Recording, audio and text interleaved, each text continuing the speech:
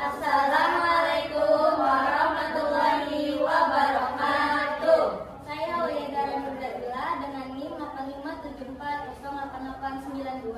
Saya Amelia Nawati dengan NIM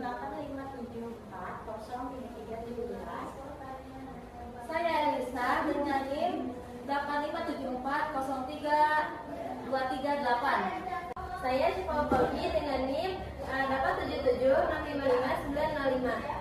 Di sini kita akan menjelaskan tentang rencana pelaksanaan pembelajaran mata pelajaran Bahasa Indonesia kelas 5 semester 1 dengan materi pokok teks narasi atau cerita.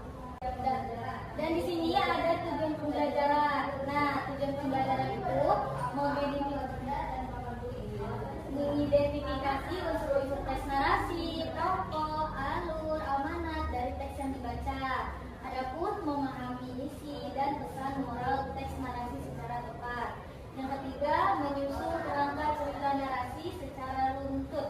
Dan yang keempat, menulis paragraf narasi sederhana dengan struktur orientasi, komunikasi, dan reduksi. Yang terakhir, mengevaluasi teks narasi dan narasi teman berdasarkan unsur yang dipelajari. Dan langsung ke terakhir yaitu sumber belajar. Sumber belajar itu buku siswa Bahasa Indonesia kelas berikutnya yang F, langkah-langkah pembelajaran 70 menit. Pendahuluan 10 menit.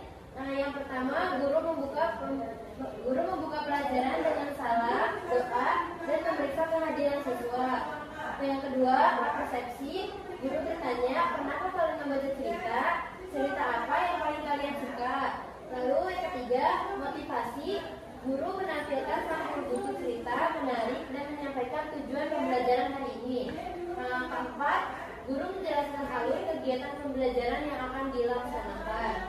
Kegiatan intinya 50 menit, yaitu mengamati 10 menit. Siswa membaca teks narasi berjudul Kalau Penolong di Desa Mawar. Teks disediakan guru. Siswa mengamati struktur dan unsur-unsur yang ada dalam teks tersebut. Pembaca siswa ada pemberian umpan balik segera. Di sini ada G1 jenis-jenis penilaian. Di nomor satunya ada jenis penilaian sikap afektif, tekniknya observasi langsung, instrumen kembang observasi atau teknis sikap, waktu pelaksanaan selama kegiatan inti. Lalu nomor 2-nya ada penilaian pengetahuan, yang artinya kognitif. Terus tekniknya teks lisan dan tertulis SKS, instrumen soal identifikasi unsur narasi, waktu pelaksanaan kegiatan atau inti.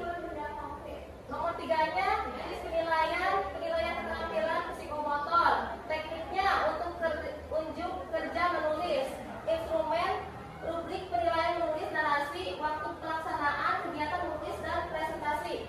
Yang nomor 4 ada jenis penilaiannya penilaian diri, self assessment. Lalu teknik refleksi tertulis, instrumen lomba refleksi siswa, waktu pelaksanaan kegiatan penutup.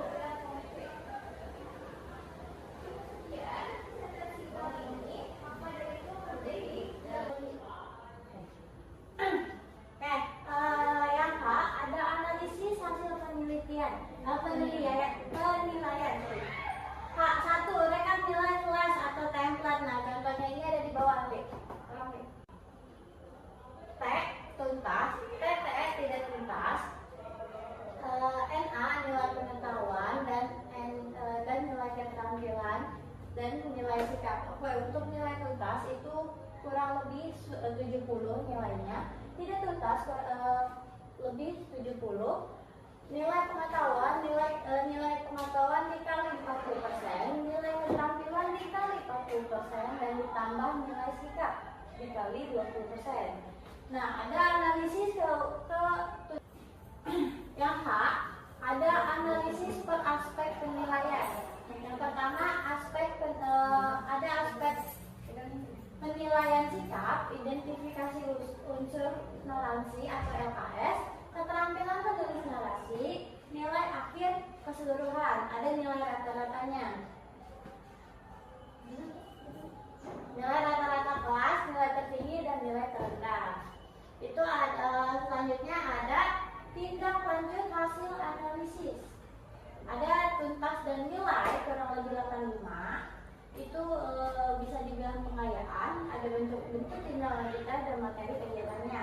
Tuntas nilai 70 sampai 84 itu melanjutkan materi berikutnya, dan tidak tuntas itu remedial.